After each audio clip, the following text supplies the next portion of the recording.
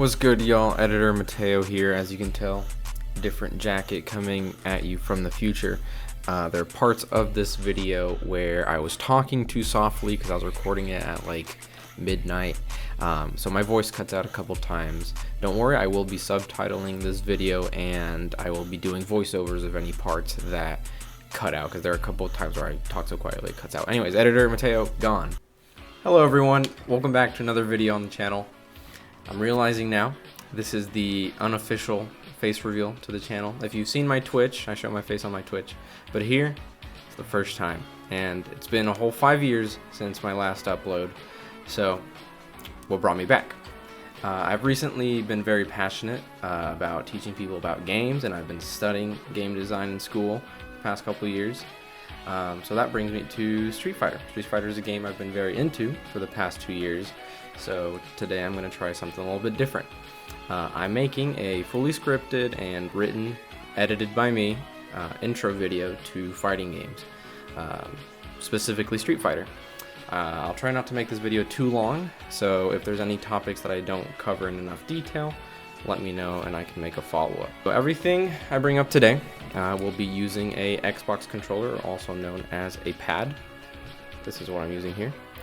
For reference. However, the information, it should be relevant to all controller types, but this is what I normally play with. In Street Fighter, every character has kicks and punches, so all of their moveset are either a punch or a kick. On top of that, there are 3 different strengths of these kicks, and you got your light, medium, heavy, and the same light, medium, heavy. On top of that, every one of those combinations is different while crouching. You got light, medium, heavy, light, medium, heavy, and that is the same for every character. So all that together is 12 different normal attacks.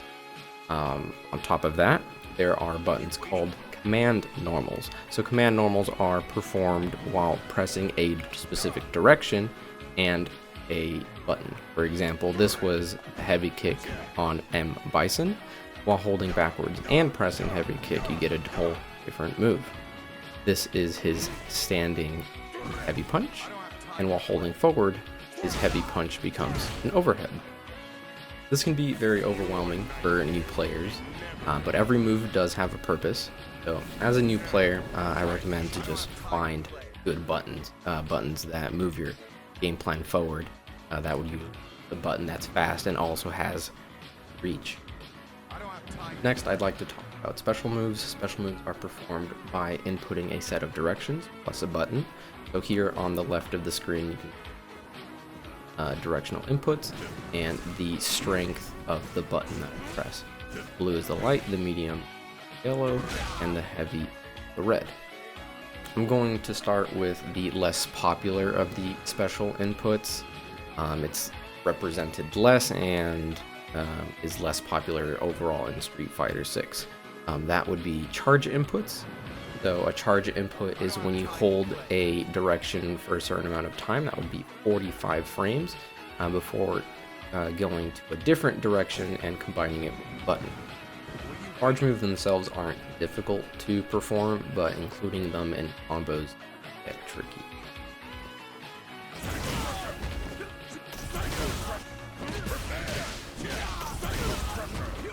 Next, I've got just regular special moves. Since fighting games are usually played on joystick, these are referred to with quarter circle inputs and half circle inputs. Think of your joystick as having a full circle range of motion. By thinking of that motion as 4 quadrants, so you can divide this circle into 4. That's how you get those quarter circles. So going down and forward, that's 1 quarter circle forward, right? Because you're only getting that part of the quadrant. So doing a combination of directions plus an attack at the end will make a special move. Much like normals, the specials also change properties depending on the strength of the button of which you perform your special move with. For example, here with Ken, we have the Tatsu, which is a quarter circle back input plus kick. Each strength of the kick will do a different Tatsu. The light one will toss the opponent up and allow for a combo. The medium simply tosses them forward twice, and with the heavy version, it just takes you a much further distance than the others and does more by its. Another very common input motion fighting game is known as a DP or Dragon Punch. This motion input is very often the motion input for Shoryuken, which is where the name Dragon Punch comes from. This motion is tricky at first, but after understanding that the requirements to perform the motion is really just wiggling your finger at the bottom of the joystick, it will get easier over time. If you're performing the DP on a joystick, you start by holding forward, you slide your stick down, and next to the forward down position, and if you do that all in one motion, you're basically just wiggling it down here.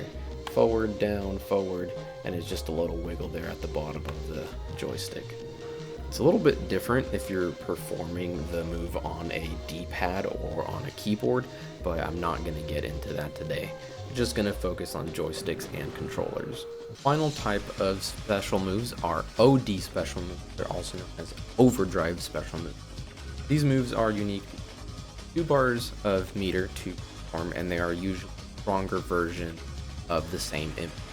These OD moves don't usually have different versions. They don't have a light, medium, or heavy, since they are performed, again, usually by pressing the same type of button and plus the motion. So 2 punches, 2 kicks, so on. I'm going to say usually a lot because in this game there are characters that are outliers to a lot of these. So here I have M. Bison's scissor kick. I have a light, medium, and a heavy, all with different speeds and damage as well as frame advantage, but I'm not going to get into that right now. So a combo ending in a scissor kick, something like that, medium to a medium scissor kick, doesn't do too much, leaves me right in front of them. So I'm going to showcase the OD scissor kick. So it's going to be 2 kicks, it launches them into the air, it is a combo starter, it pushes them closer to the edge.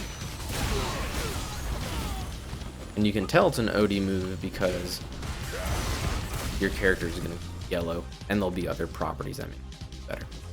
Up next, I'm going to showcase the Street Fighter 6 system mechanics. These are game mechanics that pertain to this game specifically, no other Street Fighter game.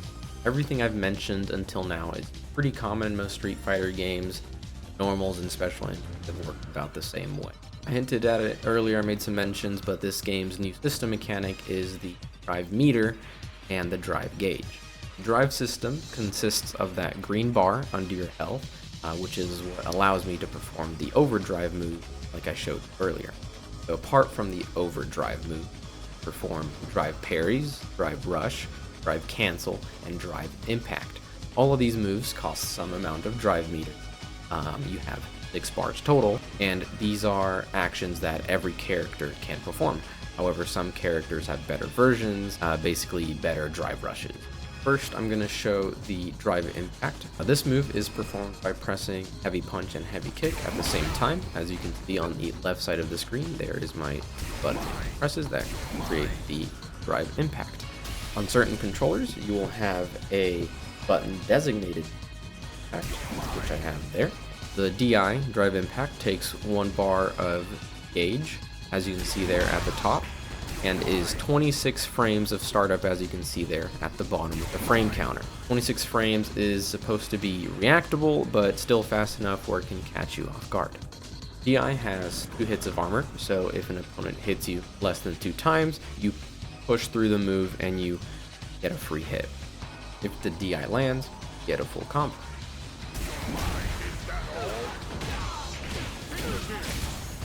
Another part of DI as a system mechanic, someone DIs you and DI them back, use the armor to fight around.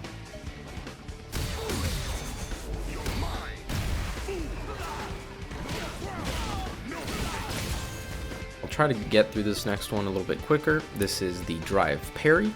Is performed by holding medium kick and medium punch at the same time, and same as the previous, the drive impact, and have a button designated to same thing. Normally, when blocking attacks, it'll chip away at your drive gauge. As you can see here at the top, the Ken is doing a block string on me, and it's lowering my drive gauge. Whenever you parry,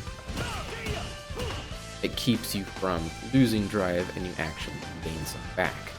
Whenever you parry, it'll block from any direction that the damage is coming from, but if you press the parry button right when an attack hits you, you form called a perfect parry.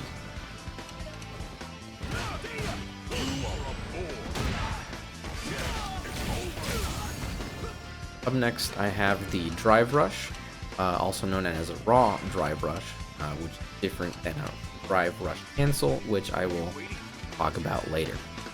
Drive Rush is performed by holding parry and pressing forward twice. There is a better, more optimal, quicker option, which is pressing forward twice, and on the second input, press parry, and that will perform a Drive Rush. This move costs 1 bar of gauge and causes your character to sprint towards the opponent. Any move that you hit out of a Drive Rush gets +4 to its on-hit frame advantage. I will talk more about what that means later. Just so you understand, it allows for higher damage combos, higher combo extensions whenever you are plus, but I'll get into that later. Now I have meat and potatoes of Street Fighter 6 Drive Rush Cancel. This move costs 3 bars of gauge and is performed by pressing parry after a special cancelable move. It has the same properties as the Drive Rush, and it is also +4 both on hit and on block whenever you do out of a Drive Rush and a Drive Rush Cancel. It's very important to implement the Drive Rush and Drive Cancel into your gameplay. It allows for very easy combos and high damage combos. In last hit scenarios, doing a double Drive Rush combo into something like a super move can squeak out a lot of damage and win you the game.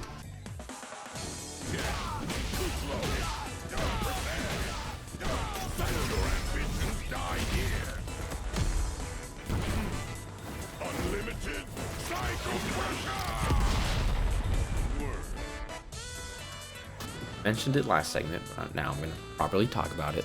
I'm going to talk about special cancels. This is the staple of pretty much all fighting games, and it's how you will perform most of your combos, not just in Street Fighter, but any other fighter. With a lot of your normal moves, you can cancel mid-move into a special move. Right, that's where the comes from, special cancel.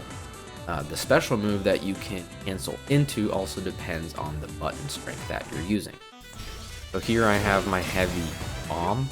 I don't know the official name, but it's basically known as bomb. This bomb I can combo out of a standing medium punch, and combo into my heavy bomb. The crouching medium, however, is a move that does less hit stun, so it cannot combo into the heavy. See, Ken has time to block. So this one I was doing too. That does hit. The final building block to be able to learn Street Fighter and learn your own combos, discover your own combos, are called links. To do links, you are using your attacks, hit advantage, and plus frames to link into other attacks without having to use meter or specials. To explain why and how this works, let me give you a quick crash course in frames when it comes to fighting game. The Street Fighter 6 runs on 60 frames per second, so the moves that you do have a startup, active frames, and recovery frames all divided into that. So if you look at the bottom of the screen, this is my jab. It has 5 frames of startup and takes 17 frames total to perform. So there at the bottom of the screen, you can see exactly how these moves are divided. At the start, you see the green. The first frame is the first hit, so it hits on the 5th frame. The 2 red squares are how many frames it is active, and then everything after that are recovery frames. I'll show you with a slower move. This is his back heavy kick. As you can see, it has 4 frames of being active, so this button is good to use. Yep, because if they press a button, it'll hit them. And it takes 9 frames to hit on the 10th frame. Whenever one of your moves hits an opponent or is blocked by an opponent, you will have plus frames or negative frames. If your button is positive block, if you press your fastest button and the opponent presses the fastest button, since you are plus, your button will come out first, and if you are plus, specifically plus on hit, it will allow you to hit your opponent again. Links. Here, M. Bison's standing medium punch is plus 6 on hit, so I would have to find a button that is 6 frames or faster to my combo. Funny enough, my crouching medium punch is just that.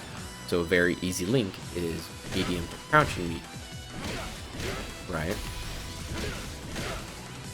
So here I'm going to show moves that are plus on block.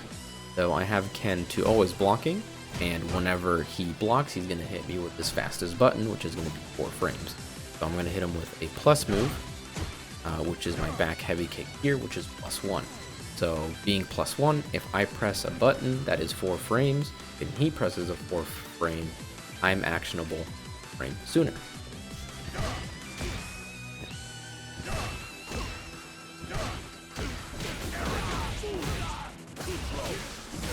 Now, if you are negative on block, and the opponent presses their fastest button, the opposite will happen. They will be able to hit you first.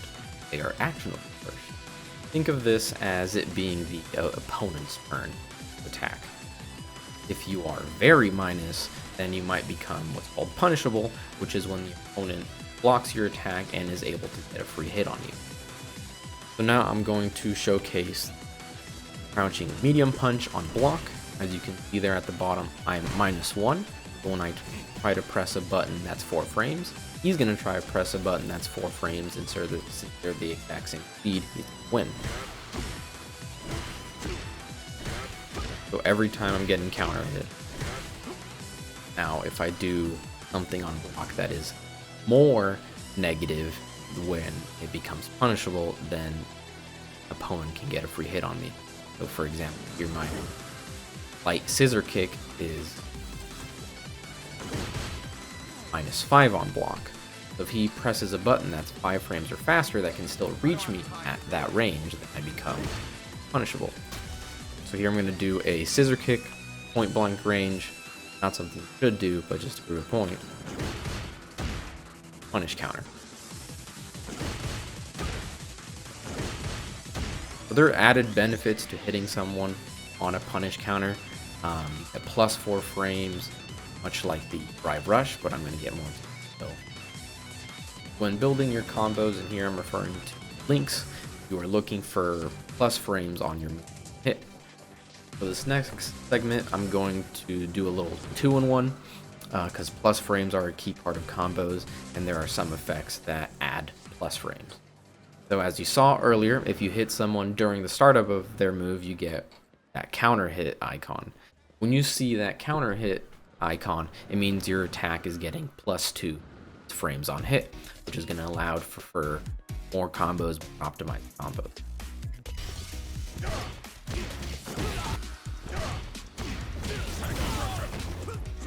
Additionally, like I showed before, if you hit someone during the recovery frames of their move, called a punish counter, which adds 4 frames to your on hit, like drive rush.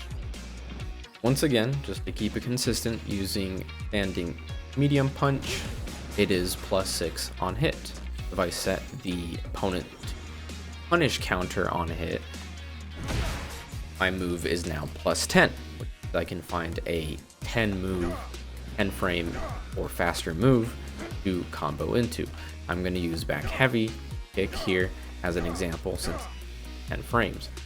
It doesn't reach very far, so I'm going to get right up to the opponent.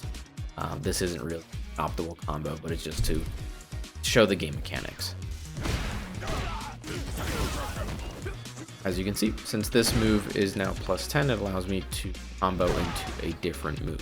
So here are a couple examples of links and more examples so you understand how they work. I'm going to probably switch over to Ken here.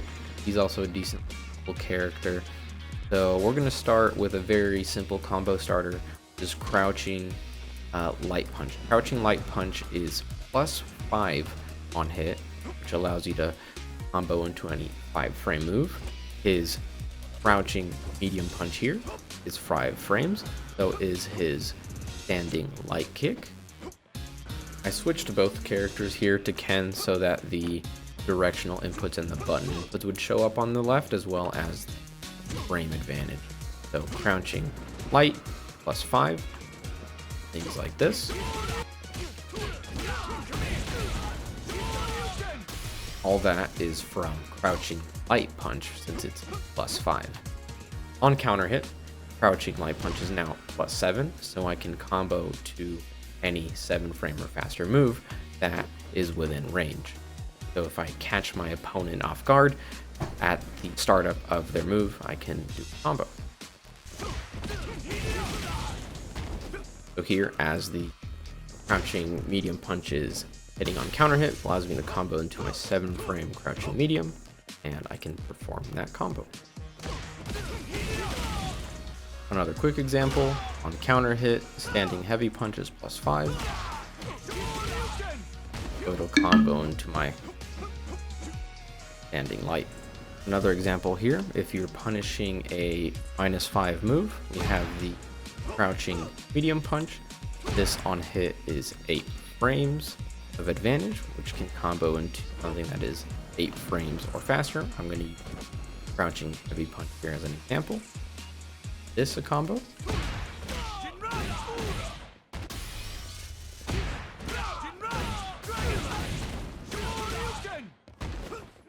This brings me to the end of the video. If there's any of these topics that I should elaborate on further, let me know. I'll look into it. I also have a Discord. I'm going to put the Discord down below if you have questions.